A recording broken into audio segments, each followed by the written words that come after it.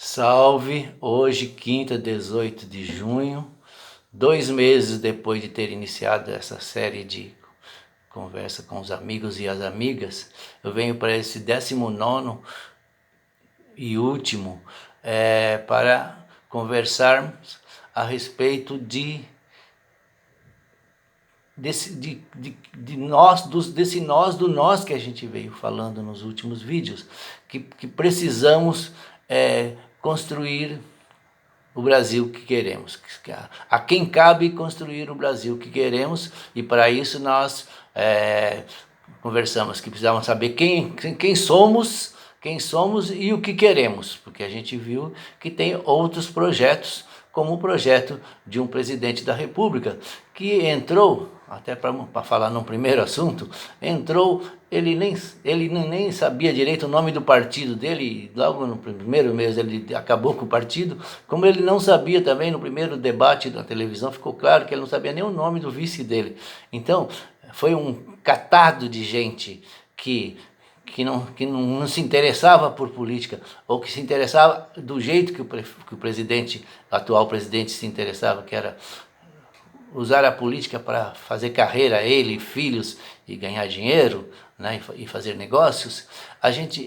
Aí se juntou a outras pessoas da mesma mentalidade, que pensando que pondo a camisa da CBF e indo para a rua e com seus carrões e falando palavrão e xingando quem estava no governo e xingando quem eles achavam que eles eram, tinham que ser morto, tirado do país, etc. Isso era fazer política. Então a gente viu, né? Acho que a pandemia, essa parada que a pandemia nos obrigou, e aí a gente aproveitou aqui para fazer uma certa reflexão. A gente viu como é que está funcionando o mundo hoje e como os países estão procurando se colocar no mundo. Os países que estão se dando bem e os países que estão se dando mal, né? Os países que estão preocupados com o futuro do mundo, do universo, e os que não estão, né? E vimos como no país, como tem como ele funciona, os poderes, os governos, a justiça, quem faz as leis, etc. E aí a gente viu que isso, resumo disso, que a gente precisa da política, existe a política, então política é como futebol, quem não faz toma, se você não faz, deixa os outros fazer por você. Então você precisa, para fazer política tem que ter partido, para ter partido, os partidos precisam, tem lado, e os lados você precisa identificar qual que é o seu lado, e ver se tem, porque os partidos, como os sindicatos, os grêmios nas escolas, etc., são feitos pelas pessoas, são os alunos, os estudantes que têm que fazer o grêmio. Então, o grêmio não presta, sindicato não presta, sindicato não é bom nem ruim, sindicato tem a cara dos trabalhadores, né? Então, nesse sentido, eu queria assim, estão passando a dialogar, por exemplo, eu acho que os partidos nossos, vamos dizer assim, o partido que poderiam estar construindo um projeto, precisam, que interessam para a população que a gente defende, né? Precisam, por exemplo, mudar algumas coisas, né? Por exemplo, eu vejo claramente que os partidos, às vezes vai ter uma eleição, as pessoas desses nossos partidos estão preocupadas, vai ter uma eleição municipal, quantos vereadores a gente pode eleger? 2 ou 3? 3. Então tá, no máximo 4. Então vamos fazer o seguinte, meu grupinho, meus amigos, nós aqui vamos nos preocupar mais com concorrente de dentro, com concorrente interno, porque para a gente, nós não podemos ficar de fora, nós temos que eleger o nosso, né? A mesma coisa às vezes o candidato para prefeito, estou preocupado em ele, vamos pôr a nossa pessoa de candidato, que mesmo que se ele não seja eleito, depois ele pode ser deputado na eleição seguinte, porque o nome dele vai ficar sendo visto. Olha, eu acho que partido, hoje as tarefas que estão colocadas para os partidos exigem mais que isso, né? Exige mais que isso, os desafios são outros, né? Um desafio de educar a população, de organizar a população, de combater as ideias. Por exemplo, se a gente critica que tem pastores, tem a Igreja Universal diz que coloca estrategicamente igreja, instala igreja nas favelas, nos bairros, etc., para disputar a cabeça e o coração das pessoas e exercer influência nas pessoas. Você vai combater isso xingando os caras pela internet, ou xingando,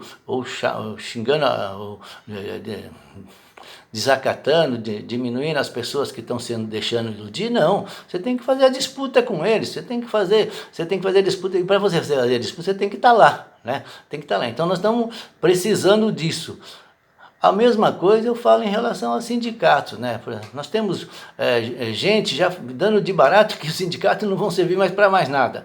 O que é isso, gente? Enquanto existir capitalismo, enquanto existir compra e venda de trabalho, aí a pandemia nos mostrou que é o trabalho que produz riqueza, né? E quem que está ficando com essa riqueza numa sociedade capitalista e num país tão injusto quanto o Brasil. Então, precisa sim de sindicato, E o sindicato por exemplo, os seus sindicatos, os metalúrgicos já não estão tão importantes como foi no meu tempo, por exemplo, nos anos 70, 80, mas tem categorias como o pessoal do call center, né, do telemarketing, né, o pessoal desse grande comércio, como essas redes de supermercados, loja Riachuelo, etc, etc, etc. Poxa vida, o sindicato dos comerciários ainda está na mão de gente que no tempo das lojinhas sabe, patrão e um empregado, ou dois empregados, ou lojinhas familiares. Precisa tomar o sindicato dessa mão desse pessoal, que não que no passado a gente chamava de pelego, são sindicatos inertes, e esses sindicatos são sindicatos usados pelos patrões, né? Mesma coisa, sindicato mais burocrático, por exemplo, sindicato dos bancários, né? Poxa, tem uma greve, né? Põe lá, estamos em greve, cartaz, estamos em greve, e os bancos continuam funcionando normalmente porque tem outras tecnologias. A gente fala tanto da tecnologia, a tecnologia ela é para ser usada e para ser combatida, né? Por exemplo, como é que você faz uma greve com os bancos, como é que você faz uma luta, né, sindical com os bancos tão automatizados? É um desafio, precisa buscar. Como é um desafio, por exemplo, como é desafio, como unificar as categorias, né? Porque, por exemplo, hoje nós precisamos pensar a classe trabalhadora a classe trabalhadora como classe, né? Tem sindicatos que funcionam até bem, fazem a sua luta por categoria, mas não pensa, não pensa nos trabalhadores como classe, né? E precisa ser pensado. Da mesma forma como os estudantes, a juventude que está começando a se organizar. Eu não acho que por causa que hoje tem tanta tecnologia, tem tanto WhatsApp, é desnecessário a organização dos grêmios nas escolas. Precisa ter. Os estudantes precisam estar organizados por escola, por cidade, né? Uma federação de grêmios. Aqui em São José, na minha cidade, no passado tinha uma organização municipal de estudantes secundaristas muito atuante e que tinha muito peso, porque esse pessoal é um pessoal que faz agitação de rua como ninguém, e as agitações de rua são veja como a TV Globo, como os políticos conservadores, os nossos inimigos, adversários e muitos inimigos, mesmo como eles temem a ação de rua, porque é a rua que assusta, né? Então, e tem outras categorias novas aparecendo, que dificilmente pode ter uma organização típica de sindicato que nos moldes que a gente conhece, mas que não é impossível de ser organizado. O homem nunca houve na história da humanidade um desafio que o homem não conseguisse enfrentar. Ele apanha mais, apanha menos, mas uma hora ele dá um enfrentamento. Então, tem os motoqueiros, os motoboys, o pessoal uberizados, não sei o que lá, A gente está começando a ver manifestações. Vocês já pensaram a importância dos motoqueiros organizados em favor dos interesses deles mesmos, dos pobres, dos setores da sociedade que eles representam, né? Então aí eu vou até dar acho que eu já me fiz entender sobre a questão das organizações. Agora eu queria vir voltar um pouco para falar sobre o papel dos indivíduos. A gente eu falo a gente mesmo, a minha geração, o pessoal que já teve experiência, que já lutou, o pessoal que tem estudo, o pessoal que então tem um conhecimento, etc. Tá assim muito acomodado. As pessoas querem fazer a discussão, às vezes, fazer a discussão só pela internet. Então eu entro lá no Twitter, aí eu vejo lá o Tarso Genro, eu vejo lá o Ciro Gomes, aí eu dou um palpite lá em cima. Não reflete nada isso, gente.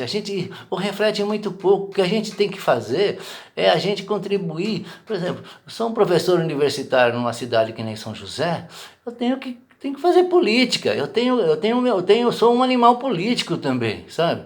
Eu sou eu sou um defensor do meio ambiente, mas eu tenho que me interessar pela luta dos outros segmentos. Aí inclusive, é uma coisa assim que nós vamos ensinar para os jovens. Eu vejo assim, os nossos mais jovens, mesmo os que estão lutando, eles saem na rua, eles não se enturmam, né? Eles não se enturmam. Eles às vezes são de segmentos, são de frações, são de... me fugiu a palavra em relação a tendências, são de tendências dentro de um partido, por exemplo. Eles ficam isolados entre si.